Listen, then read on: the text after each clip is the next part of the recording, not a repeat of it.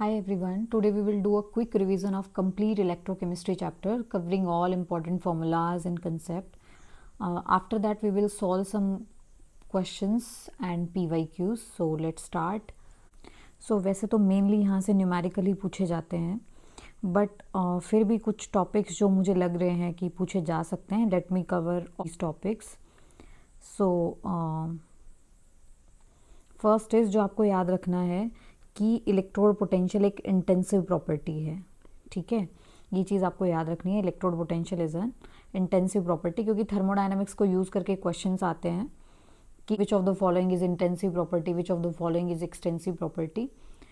तो कई बार जैसे इंटरनल एनर्जी, टेम्परेचर, वॉल्यूम वगैरह ये सब हमें पता होता है, लेकिन कुछ एडवांस पूछ ले लाइक इलेक्ट्रोड पोटेंशियल तो नहीं पता होता. तो आपको याद रखना electrode potential is an intensive property. आपको पता है इंटेंसिव प्रॉपर्टी वो होती है जो नेचर पे डिपेंड करे, अमाउंट पे डिपेंड ना करे.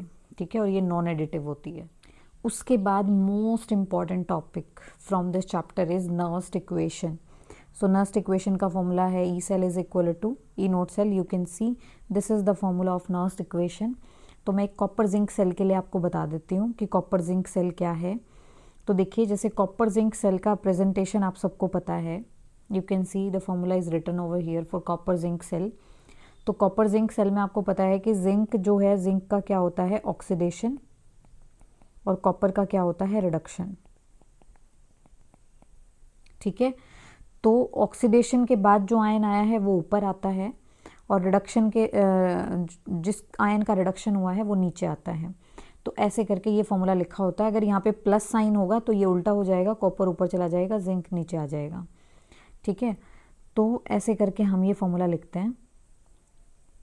ठीक है, और अगर वो स्टैंडर्ड कंडीशन में बात करें, यानी कि एट 25 डिग्री सेल्सियस बात करें, तो हम यहाँ पे आर की वैल्यू पुट कर देते हैं, और टेम्परेचर भी हमें मिल गया, उसकी वैल्यू भी पुट कर देते हैं, फेराडे कांस्टेंट की वैल्यू पुट कर देते हैं. तो हमारा फॉर्मूला निकल के आता है E cell is equal to E not cell minus 0.0591 divide by n log ये ऑक्सीडेशन जिसका हुआ, जो ऑक्सीडेशन के बाद आया है, एंड जिसका रिडक्शन हुआ है. ठीक है, वो सब यहाँ पे हम लिख देते हैं. सो ये फॉर्मूला बहुत इंपॉर्टेंट है, यहाँ से हर साल पेपर में क्वेश्चन आता है.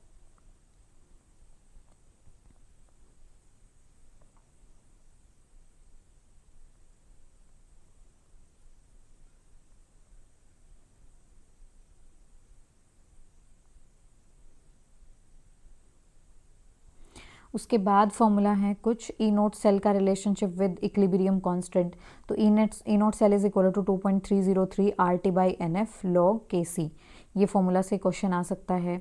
और अगर हम इसी को 25 डिग्री सेल्सियस पे बात करें तो ऑल वैल्यूज़ पुट करने के बाद क्या आएगा, E note cell is equal to 0.0591 by में एन लॉग के सी.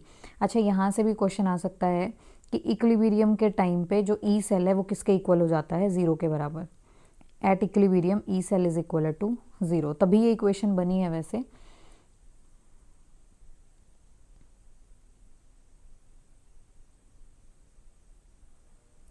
ठीक है, बट आपको पता होना चाहिए इक्विलिब्रियम में ई सेल किसके इक्वल होता है, ज़ीरो के इक्वल. उसके बाद यहाँ गिव्स फ्री एनर्जी से देख लेते हैं. यहाँ ये भी इंपॉर्टेंट टॉपिक बनता है. गिव्स फ्री एनर्जी में delta G is equal to minus n F E cell. अगर स्टैंडर्ड कंडीशंस में लेंगे तो ई नोट सेल आ जाएगा. और one formula is delta G is equal to minus 2.303 R T log K. तो इन फॉर्मूला से भी न्यूमेरिकल आ सकते हैं. तो ये फॉर्मूला भी, ये फॉर्मूला भी, ये फॉर्मूला और नर्स्ट इक्वेशन का formula, these are the most important formula from this chapter. इस एरिया से यूनिट रिलेटेड क्वेश्चन आ सकता है. आपको पता है आर इज इक्वल टू किसके बराबर होता है, rho l by a, where rho is resistivity, R is resistance, l is length of conductor, a is area of cross section. और आपको पता है एल बाई ए को क्या बोलते हैं, सेल कांस्टेंट. तो प्रीवियस ईयर में एक क्वेश्चन आपको सेल कांस्टेंट से भी देखने को मिल जाएगा, इनटू सेल कांस्टेंट. ठीक है, तो यहाँ से आपको पता है अगर मैं आर को इधर ले आऊँ, रो को इधर ले जाऊँ, तो क्या बनेगा, 1 by rho is equal to 1 by R into cell constant.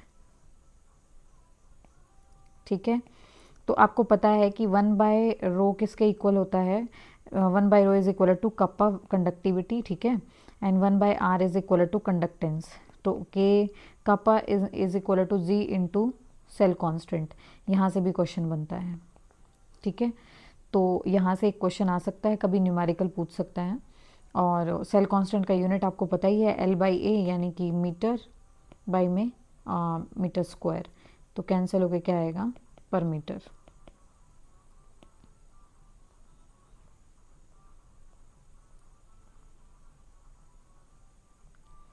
Unit बहुत बेसिक है, कंडक्टिविटी की यूनिट पर ओम पर मीटर या फिर साइमन पर मीटर, इस तरीके से आप निकाल सकते हैं। उसके बाद ये मोलर कंडक्टिविटी, इसकी यूनिट और इसका फॉर्मूला, यहाँ से भी क्वेश्चन आते हैं। Lambda m is equal to kappa, K is kappa in 2000 divided by molarity. इस फॉर्मूला से न्यूमेरिकल पूछे जा सकते हैं। आपको एक बात याद रखनी है कि यूनिट ऑफ लैम्डा एम क्या होती है, साइमन सेंटीमीटर स्क्वायर पर मोल। ठीक है, इसको ऐसे भी लिख सकते हैं, साइमन को क्या लिख सकते हैं, मो सेंटीमीटर स्क्वायर पर मोल, और इसको और दूसरे तरीके से क्या लिख सकते हैं, पर ओम सेंटीमीटर स्क्वायर पर मोल। ठीक है, ये इसके यूनिट को लिखने का तरीका है। उसके बाद इंपॉर्टेंट टॉपिक इज कोलार्स लॉ। यहाँ से भी पेपर में क्वेश्चन देखने को मिलेगा। जैसे lambda nought of electrolyte is equal to lambda nought of cation plus lambda nought of anion. यानी कि अगर आपके पास लैम्डा नॉट आपको NaCl का निकालना है तो it is equal to lambda nought of cation plus lambda nought of anion. तो यहाँ पे जो क्वेश्चन आता है वो इसके एप्लीकेशन को मिक्स करके आता है। For example degree of dissociation, तो डिग्री ऑफ डिसोसिएशन के लिए क्या है, lambda m at any concentration C and lambda m at infinite dilution. This is the formula of alpha. Next is KC को भी पूछ सकता है। तो केसी क्या है, dissociation constant which is equal to C alpha square divided by 1 minus alpha. एक बार इस फॉर्मूला से भी क्वेश्चन आया था, lambda m is equal nought m is equal to K in 2000 by में सॉलिबिलिटी। तो सॉलिबिलिटी पूछे तो हम ये वाला फॉर्मूला अप्लाई कर सकते हैं।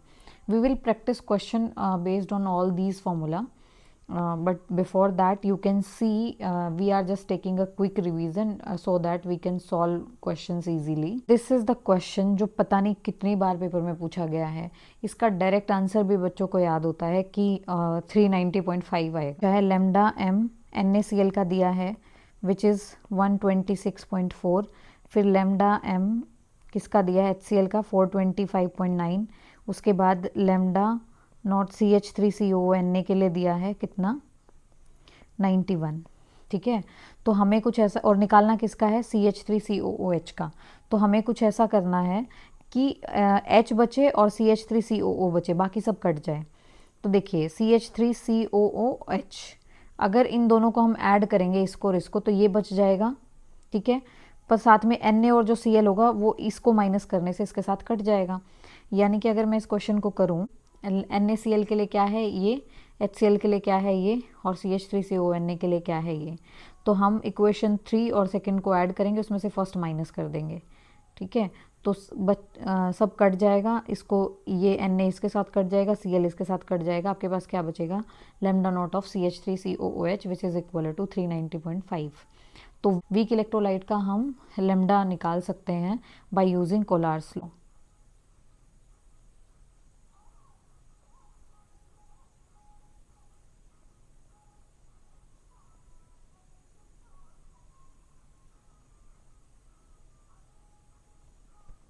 एक topic product of electrolysis, this is also I can say important.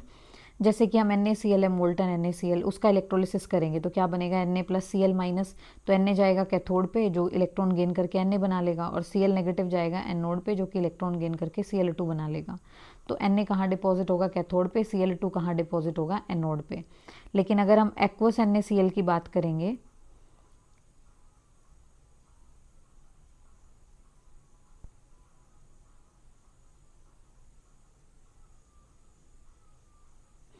तो अगर हम एक्वस NaCl की बात करेंगे तो H2 डिपॉजिट होगा कैथोड पे और Cl2 डिपॉजिट होगा एनोड पे, क्योंकि Na और H प्लस दोनों ही अगर कैथोड पे, क्योंकि पॉजिटिव आयन कैथोड पे जाता है, दोनों ही कैथोड पे जाने में अगर दोनों के बीच में ही कंपटीशन होगा तो जिसका इलेक्ट्रोड पोटेंशियल ज़्यादा होगा वही डिपॉजिट हो जाएगा। तो हमें पता है कि इसका इलेक्ट्रोड पोटेंशियल ज़्यादा होता है Na से, तो ये किस पे डिपॉजिट होगा, कैथोड पे, और Cl2 किस पे डिपॉजिट होगा, एनोड पे। राइट, अगला topic is Faraday's law. Faraday law में हमें पता है फर्स्ट लॉ क्या कहता है, W is directly proportional to Q। जितना ज़्यादा हम करंट पास करेंगे, जितना ज़्यादा चार्ज सप्लाई करेंगे, अमाउंट ऑफ सब्सटेंस उतना ही इलेक्ट्रोड पे डिपॉजिट होगा, ये कहता है फर्स्ट लॉ। ठीक है, तो फर्स्ट लॉ के अकॉर्डिंग अब W is equal to Z into I into T, यानी कि जब हम प्रोपोर्शनलिटी साइन हटाएंगे W is directly proportional to Q, proportionality sign हटाया तो Z आया, और Q किसके इक्वल होता है, Z Q is equal to I into T, तो ये फॉर्मूला बन जाएगा। सेकेंड, जब हम सेम क्वांटिटी ऑफ इलेक्ट्रिसिटी देंगे दो डिफरेंट सॉल्यूशन को जो कि सीरीज में कनेक्टेड हैं, तो कितना मास डिपॉजिट होगा उनका, that will depends upon the equivalent weight. तो देखिए, mass of first substance is equal to equivalent weight of first substance divided by mass of second substance is equal to equivalent weight of second. उसके बाद batteries से क्या आ सकता है, तो batteries से अकॉर्डिंग टू मी, अब यहाँ पे जो ड्राई सेल है उसके अंदर साइड प्रोडक्ट क्या बनता है, ये चीज़ इंपॉर्टेंट है। ठीक है, जब ड्राई सेल में रिएक्शन हो रही होती है तो you can see this is dry cell, तो इसके अंदर जब रिएक्शन हो रही होती है तो जो यहाँ से यहाँ पे ये NH3 की फॉर्म में आ जाता है, ये Zn2 प्लस इसके साथ मिलके क्या बना लेते हैं, एक कोऑर्डिनेशन कॉम्प्लेक्स बना लेते हैं। ठीक है, तो यहाँ से ये क्वेश्चन पूछा जा सकता है कि ड्राई सेल में जो साइड प्रोडक्ट में बनता है वो कौन सा कोऑर्डिनेशन कॉम्प्लेक्स है, एक ये चीज़ इंपॉर्टेंट है। दूसरा, ड्राई सेल का सेल पोटेंशियल कितना होता है वो इंपॉर्टेंट है, 1.35 टू 1.50। ठीक है, उसके अलावा और कुछ याद नहीं करना है यहाँ से। उसके बाद मर्करी सेल में क्या इंपॉर्टेंट है, सेल से एक रीजनिंग का क्वेश्चन बनता है बेसिकली कि मर्करी सेल ना एक कांस्टेंट पोटेंशियल डिलीवर करता है।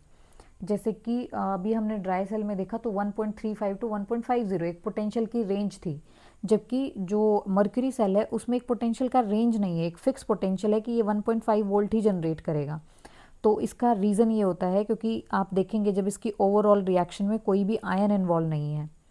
ठीक है, जब आयन इन्वॉल्व नहीं होता तो चीज़ें चेंज नहीं होती, तो जो एक ही पोटेंशियल है वो डिलीवर होता है। तो यानी कि यहाँ पे क्वेश्चन क्या आता है, मैं बहुत डिटेल में नहीं जाऊँगी, यहाँ से यही बनता है कि कांस्टेंट पोटेंशियल क्यों डिलीवर करता है, क्योंकि इसकी रिएक्शन में कोई भी आयन इन्वॉल्व नहीं है।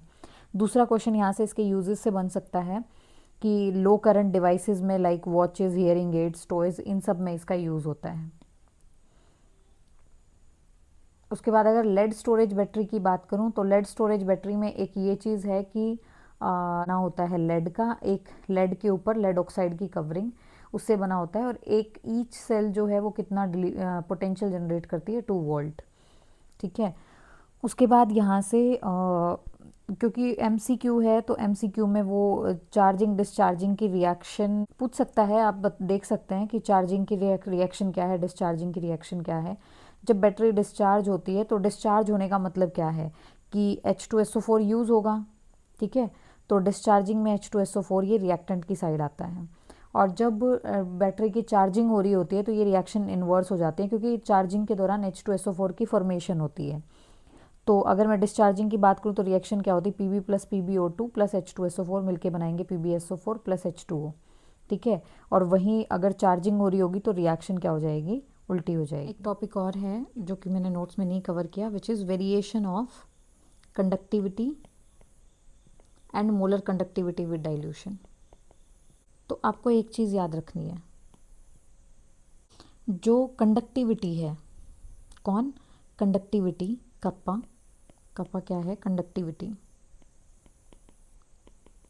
कंडक्टिविटी क्या होती है, डिक्रीज विद डाइल्यूशन। ठीक है, कंडक्टिविटी डिक्रीज विद डाइल्यूशन। इसका रीज़न क्या होता है, because number of ions per unit volume क्या हो जाते हैं, डिक्रीज। बहुत इंपॉर्टेंट पॉइंट है ये, because number of ions per unit volume क्या हो जाते हैं, डिक्रीज। वहीं अगर मैं बात करूं किसकी, मोलर कंडक्टिविटी की, मोलर कंडक्टिविटी मतलब लेमडा एम, लेमडा एम की अगर मैं बात करूं तो लेमडा एम क्या होता है, increase with dilution, lambda M increase with dilution.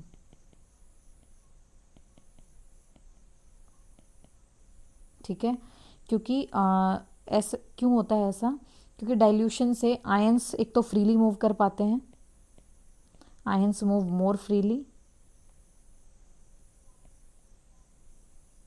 और जितना आयंस का मूवमेंट बढ़ता है कंडक्टिविटी बढ़ती है। ठीक है, चाहे स्ट्रॉन्ग इलेक्ट्रोलाइट हो चाहे वीक इलेक्ट्रोलाइट हो, दोनों के केस में जो मोलर कंडक्टिविटी है वो क्या होती है, इंक्रीज। लाइट इंक्रीज होता है स्ट्रॉन्ग इलेक्ट्रोलाइट में, और वीक इलेक्ट्रोलाइट में थोड़ा शार्पली इंक्रीज, यानी कि जैसे जैसे डाइल्यूशन करते जाएंगे आयनाइजेशन बढ़ता जाएगा।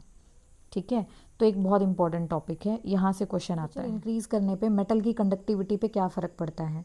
तो देखो, मेटल की कंडक्टिविटी टेम्परेचर इंक्रीज करने पे क्या होती है? Decrease. So the correct answer is decrease. क्यों? क्योंकि जैसे ही हम टेम्परेचर बढ़ाते हैं तो वाइब्रेशंस क्या हो जाती हैं? बढ़ जाती हैं। ठीक है, ये वाइब्रेशंस, ये जो हैं इनके अंदर वाइब्रेशंस क्या हो जाएंगी? मेटल आयन में वाइब्रेशन बढ़ जाएंगी। वाइब्रेशन बढ़ जाएंगी, इसका मतलब क्या होगा? वाइब्रेशन बढ़ने से जो कोलिजन है इलेक्ट्रॉन्स के वो बढ़ जाएंगे, जो कि इलेक्ट्रॉन्स की मोबिलिटी में हिंड्रेंस पैदा करेंगे। राइट, तो इलेक्ट्रॉन की मोबिलिटी में हिंड्रेंस पैदा होगा, इसका मतलब कंडक्टिविटी क्या होगी? Decrease. So the correct answer for this question is second. Next question is, which of the following is not true for standard hydrogen electrode? SHE. तो SHE नोट्स में भी था ये, मैंने लेकिन कवर नहीं किया क्योंकि मुझे ये क्वेश्चन पता था, यहीं पे कवर कर दूंगी। तो SHE के लिए क्या होता है? SHE में जो हाइड्रोजन आयन है उसकी कॉन्सेंट्रेशन लेते हैं हम 1 मोलर। ठीक है, और टेम्परेचर हम रखते हैं 25 डिग्री सेल्सियस और प्रेशर लेते हैं 1 बार, और हम प्लेटिनम ब्लैक इलेक्ट्रोड यूज़ करते हैं। क्या यूज़ करते हैं? Platinum black electrode. ये प्लेटिनम ब्लैक इलेक्ट्रोड क्या करती है? जो H2 गैस है उसको क्या कर लेती है? एड्जॉर्ब कर लेती है। ठीक है, तो पढ़ लेते हैं जो भी ऑप्शंस गिवन है। Hydrogen ion concentration is 1 molar, बिल्कुल ट्रू है। टेम्परेचर इज़ 25 डिग्री सेल्सियस, ये बात भी सच है। प्रेशर हम कितना लेते हैं? 1 बार, ये बात भी सच है। It contain a metallic conductor, ये बात भी सच है कि हम एक मेटालिक कंडक्टर लेते हैं जैसे कि प्लेटिनम लेते हैं। Which does not adsorb hydrogen, लेकिन हम ऐसा नहीं है ना, हाइड्रोजन को एड्जॉर्ब करता है ना वो, तो ये एड्जॉर्ब, इसने क्या लिखा है? डज नॉट एड्जॉर्ब हाइड्रोजन, इसका मतलब ये स्टेटमेंट फॉल्स है। ठीक है, तो फॉल्स ही पूछा है, तो हमारा आंसर क्या हो जाएगा? 4th one. ये क्वेश्चन एक्चुअली सॉल्यूशन से है, तो स्लाइड में अटैच था तो मैं करा देती हूँ। इसमें पूछा है spin angular momentum for electron. Spin angular momentum का फॉर्मूला क्या है? बहुत ईजी है। स्पिन एंगुलर मोमेंटम का फॉर्मूला ये होता है s into S plus 1 under the root h/2 pi. ठीक है, so the correct answer for this question is, next question is, देखिए, factory produce 40 kg of calcium in 2 hours by electrolysis. How much aluminium can be produced by same current in 2 hours? देखिए, ये Faraday's law से question है। अब मैं आपको ये question दोनों लॉ से करके दिखाती हूँ। मैं सिर्फ फर्स्ट लॉ को यूज़ करके भी इस क्वेश्चन को निकाल सकती हूँ, और सेकेंड लॉ से तो ये विद इन सेकेंड हो जाएगा। तो बेसिकली मैं आपको बता देती हूँ, सेकेंड लॉ क्या कहता है कि अगर सेम करंट हम दे रहे हैं, सेकेंड लॉ से बता रही हूँ पहले, अगर हम सेम करंट दे रहे हैं, ठीक है, हमने क्या दिया? सेम करंट दिया दो अलग अलग इलेक्ट्रोड्स को। ठीक है, तो जब हम सेम करंट दे रहे हैं तो क्या होता है? मास ऑफ फर्स्ट, यानी कि मास ऑफ कैल्शियम वाला divided by mass of aluminium, जितना भी डिपॉजिट होगा या प्रोड्यूस होगा, is equal to equivalent weight of calcium divided by equivalent weight of aluminium. ठीक है, तो मास ऑफ कैल्शियम हमें दिया है कितना? 40 kg, और हमें क्या निकालना है? मास ऑफ एल्यूमिनियम।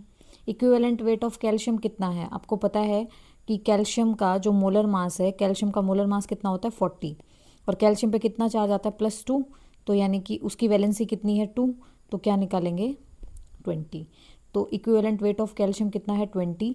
सिमिलरली जब एल्यूमिनियम का निकालेंगे तो एल्यूमिनियम, आपको पता है एल्यूमिनियम का मोलर मास होता है 27, वैलेंसी कितनी होती है? 3, तो कितना आएगा? 9 डिवाइडेड बाई 9।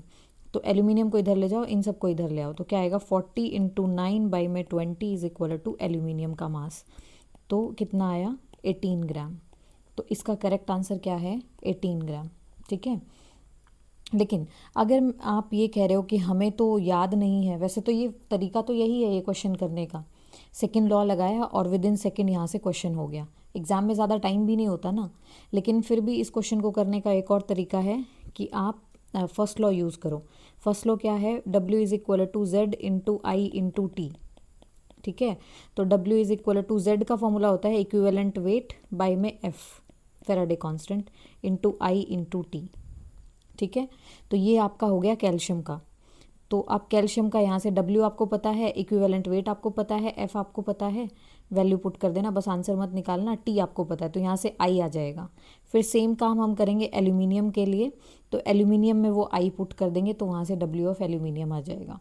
ठीक है, तो आपके पास बहुत सारे मेथड है, आप दोनों मेथड से इस क्वेश्चन को कर सकते हैं, बट करेक्ट आंसर आपका 18 ग्राम आएगा। देखिए नेक्स्ट क्वेश्चन, अगर मैं इस रिएक्शन के लिए ई सेल लिखूं,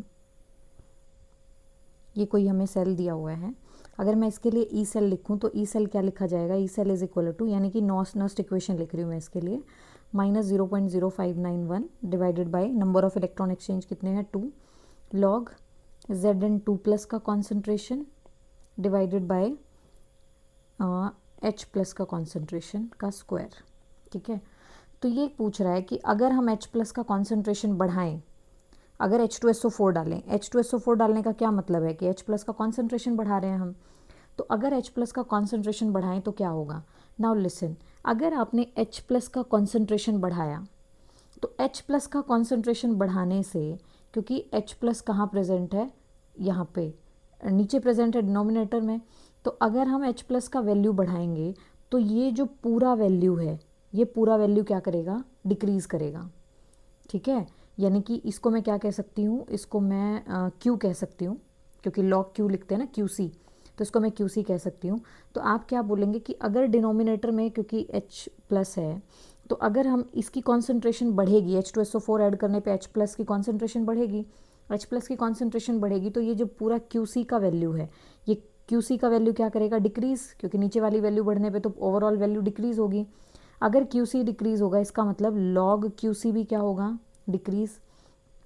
और अगर ये यहाँ पे ये लॉग QC डिक्रीज़ कर रहा है तो इसका मतलब कि ये पूरी वैल्यू क्या होगी, इंक्रीज़। ई सेल का वैल्यू क्या होगा, इंक्रीज़, क्योंकि ये वैल्यू नेगेटिव में है ना, तो ये ओवरऑल वैल्यू क्या हो जाएगी, पहले से कम हो जाएगी। अगर ये वैल्यू कम हो गई तो ये क्या हो जाएगा, इंक्रीज़। ठीक है, तो यानी कि जब मैं इस इक्वेशन को देख, मुझे क्या पता चला कि QC क्या होता है, H+ की कॉन्सेंट्रेशन बढ़ने पे डिक्रीज़, QC डिक्रीज़ होगा तो लॉग QC भी डिक्रीज़ होगा, जिसकी वजह से ई सेल क्या हो जाएगा आपका, इंक्रीज़। ठीक है, तो ई सेल इंक्रीज़ हो गया। और आगे क्या पूछा है, लेकिन सिर्फ ई सेल से काम नहीं चलेगा, तो पूछा है इक्विलिब्रियम किस डायरेक्शन में शिफ्ट करेगा। अब यहाँ इस इक्वेशन को देखो आप, अगर H+ का कॉन्सेंट्रेशन बढ़ेगा, ठीक है, तो H+ किस साइड है, रिएक्टेंट की साइड। तो हमने ली चैटलियर प्रिंसिपल से क्या पढ़ा है कि जिस साइड कॉन्सेंट्रेशन बढ़ती है इक्विलिब्रियम उससे अलग डायरेक्शन में शिफ्ट होता है, यानी कि कहाँ शिफ्ट होगा, फॉरवर्ड डायरेक्शन में, और फॉरवर्ड डायरेक्शन का मतलब प्रोडक्ट ज़्यादा बनेगा। तो अब देखिए, तो हमें यहाँ से दो चीज़ें पता चल गई कि इक्विलिब्रियम फॉरवर्ड डायरेक्शन में शिफ्ट होगा और ई सेल क्या होगा, इंक्रीज। तो you can see the answer, first one, increase the E cell, हमें पता है ई सेल इंक्रीज होगा, and shift equilibrium to the right, और इक्विलिब्रियम किस साइड शिफ्ट हो रहा है, राइट डायरेक्शन में। So first one is the correct answer. Question में आपको दिया है ईएमएफ ऑफ द सेल, यानी कि ई सेल कितना दिया है, 0.7 वोल्ट, टेम्परेचर दिया है विच इज़ 25 डिग्री सेल्सियस। तो हम इसको केल्विन में कन्वर्ट करने की ज़रूरत नहीं है क्योंकि फॉर्मूला ई लग जाएगा। तो फ्री एनर्जी पूछा है, क्योंकि फॉर्मूले में यूज़ रिक्वायर्ड नहीं है ना हमें, तो इसलिए टेम्परेचर को कन्वर्ट करने की ज़रूरत नहीं है। तो delta G is equal to -NF E cell, ये फॉर्मूला हमने पढ़ा है। तो फॉर्मूले में वैल्यू पुट करेंगे, delta G is equal to -N कितना है, नंबर ऑफ इलेक्ट्रॉन एक्सचेंज देखेंगे, CdCl2 यानी कि +2। ठीक है, 2 इलेक्ट्रॉन का चेंज है, यहाँ पे इसकी ऑक्सीडेशन स्टेट +2 होगी ना, और यहाँ पे +1, तो 2 इलेक्ट्रॉन का चेंज है।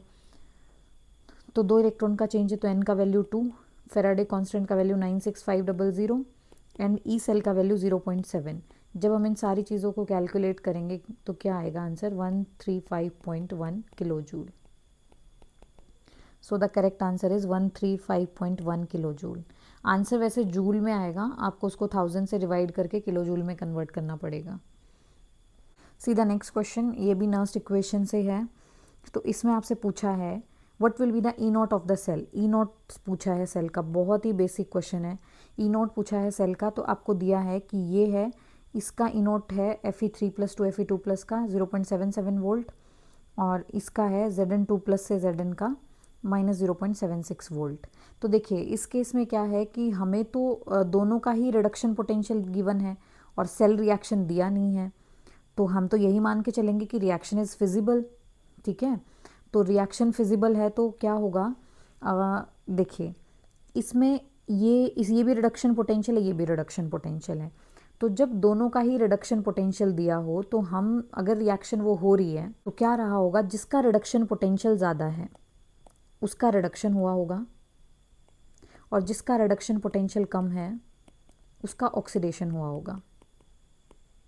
ठीक है, तो यानी कि इसका रिडक्शन हुआ होगा, तो रिडक्शन जिसका होता है वो कौन होता है, कैथोड, और ऑक्सीडेशन जहाँ होता है वो क्या होता है, एनोड।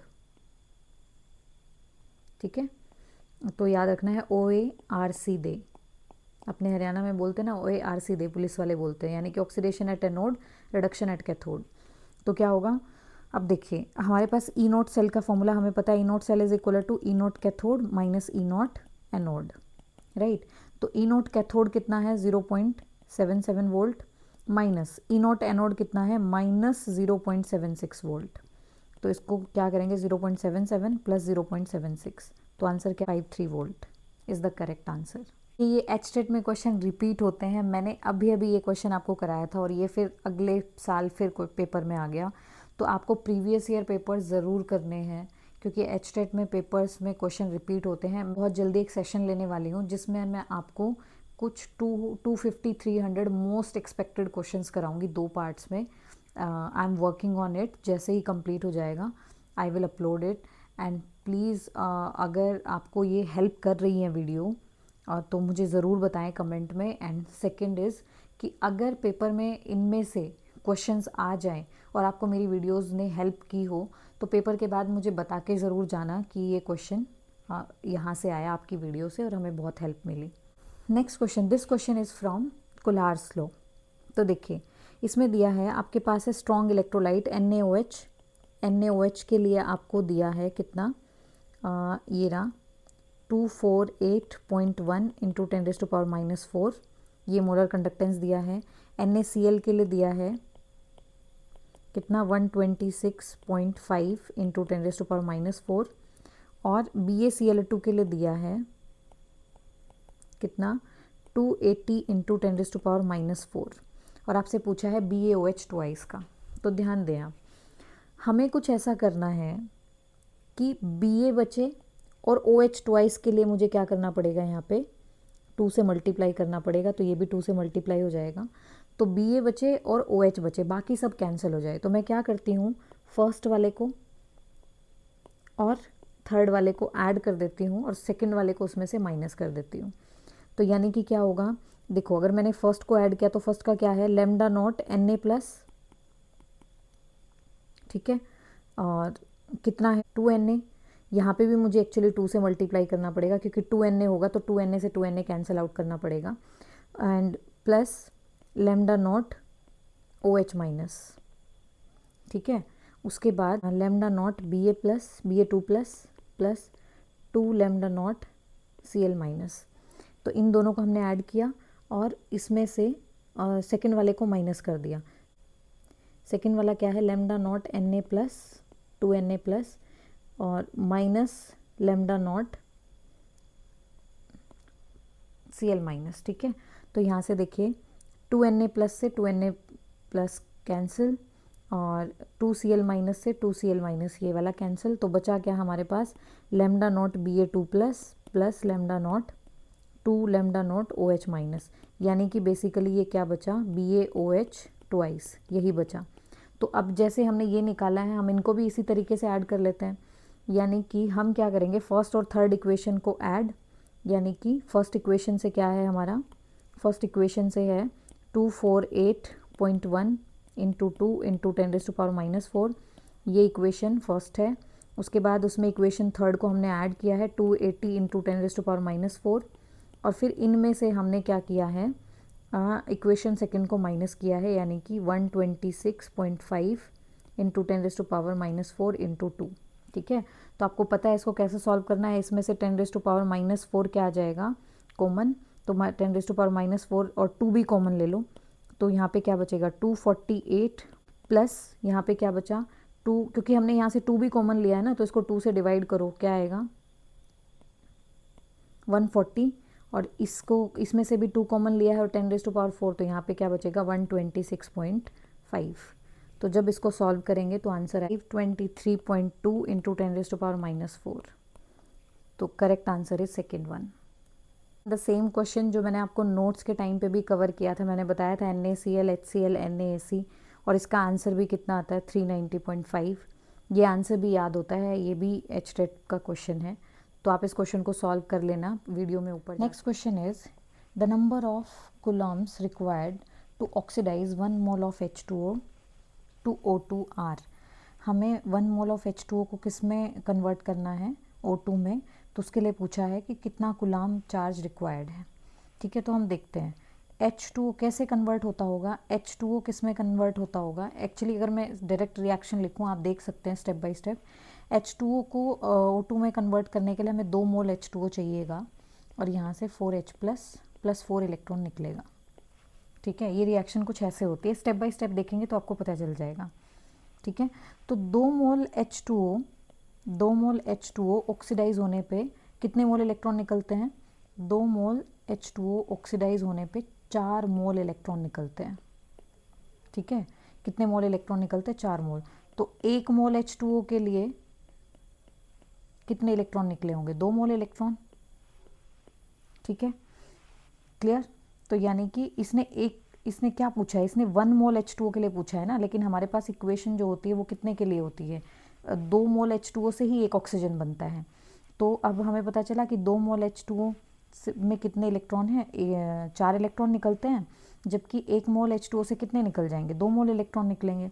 और हमें पता है कि 1 मोल इलेक्ट्रॉन किसके बराबर होता है, 1 फैराडे के, और 1 फैराडे का मतलब 96500 कूलम।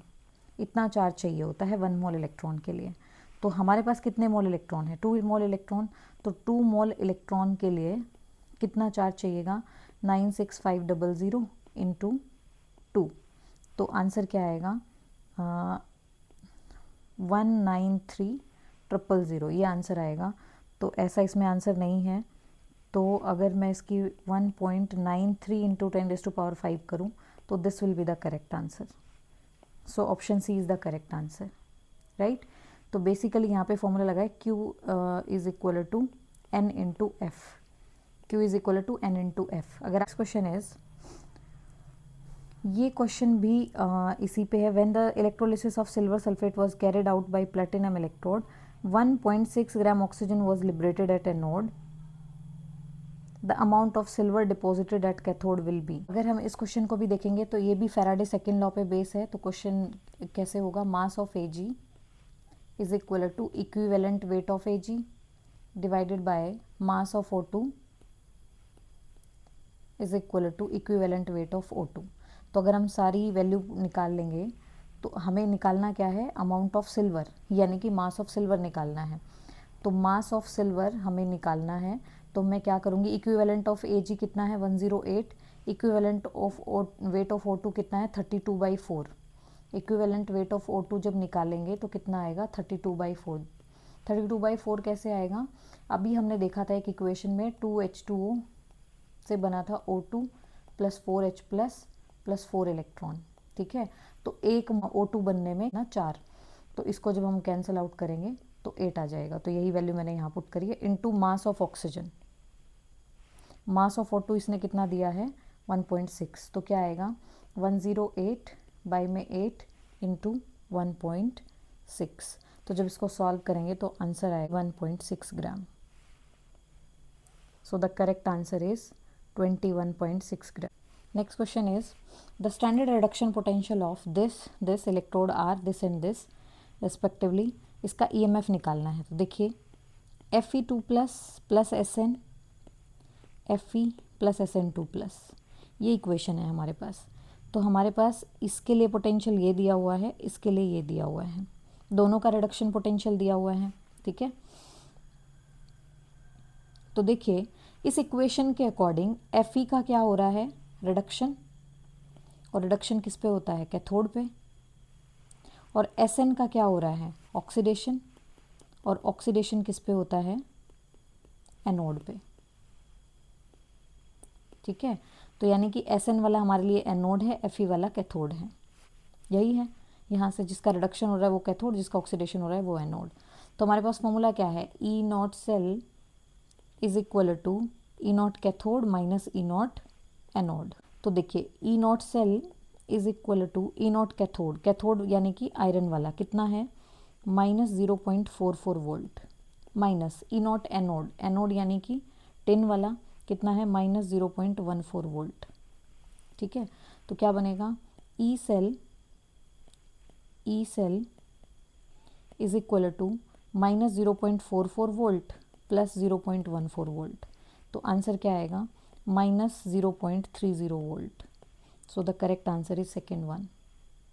नेक्स्ट क्वेश्चन इज, आपको ये सेल रिप्रेजेंटेशन दिया हुआ है और इसके लिए आपको पूछा है कि लिखिए ये सेल कैसे लिखा जाएगा, इसके लिए मतलब नर्स्ट इक्वेशन क्या लिखी जाएगी। तो नर्स्ट इक्वेशन कैसे लिखी जाती है, E cell is equal to E not cell minus 2.303 RT by NF। Actually log नहीं है, ln है, तो 2.303 लिखने की ज़रूरत नहीं है। तो क्या लिखेंगे RT बाई NF, n कितना है तो 2 इलेक्ट्रॉन का चेंज है तो 2f। ठीक है, यहाँ पे क्या लिखेंगे ln, जिस ये जो इस तरफ है ये Mg2+, ठीक है, और डिवाइडेड बाई जो इस तरफ आयन है सॉल्ट, मतलब जो ये सॉल्ट ब्रिज है ना, सॉल्ट ब्रिज के जो लेफ्ट हैंड साइड में है उस आयन को ऊपर लिखते हैं, सॉल्ट ब्रिज के जो राइट हैंड साइड में है उस आयन को नीचे लिखते हैं Ag+। ठीक है, लेकिन Ag+ का स्क्वायर लिखा जाएगा, राइट। तो Ag+ का स्क्वायर क्यों लिखा जाएगा, क्योंकि जब मैं ये इक्वेशन देखूंगी तो Mg get converted into Mg2+, लेकिन यहाँ पे Ag+ किस में कन्वर्ट हो रहा है Ag, तो चार्ज तो बैलेंस हो नहीं रहा, इधर +1 है इधर +2 है, तो ये बैलेंस करने के लिए हम क्या लगाएंगे यहाँ पे 2, तो इसलिए यहाँ पे क्या आ जाएगा Ag का square. So see the correct answer, correct answer is fourth one. कुछ टॉपिक जो बहुत इंपॉर्टेंट है जो आपको करके जाने हैं, नर्स्ट इक्वेशन। ठीक है, नर्स्ट इक्वेशन में ई नॉट सेल लिखना, जो ई सेल लिखना जो है वो, उस पे बेस्ड न्यूमेरिकल और इक्वेशन लिखना। उसके बाद गिव्स फ्री एनर्जी से क्वेश्चन, जितने भी जो 2 फॉर्मूला है गिव्स फ्री एनर्जी से, वहाँ से क्वेश्चन। ठीक है, ये 2 एरियाज़ हो गए जहाँ से क्वेश्चन आने पॉसिबिलिटी। उसके बाद मतलब पॉसिबिलिटी बहुत हाई है। उसके बाद कोलार्स लॉ, ठीक है, उसके बाद फेराडेज लॉ, फेराडेज लॉ से न्यूमेरिकल दोनों से, राइट। तो नर्स्ट इक्वेशन और ये कोलार्स लॉ, फेराडेज लॉ, और हाँ एक चीज़ और, variation of conductivity and molar conductivity with dilution. ये 5 टॉपिक्स आर वेरी इंपॉर्टेंट, इनसे मतलब क्वेश्चन आने की पॉसिबिलिटी बहुत ज़्यादा है। तो इन 5 टॉपिक्स को कवर करके जाना अच्छे तरीके से, with all numericals and with all concepts.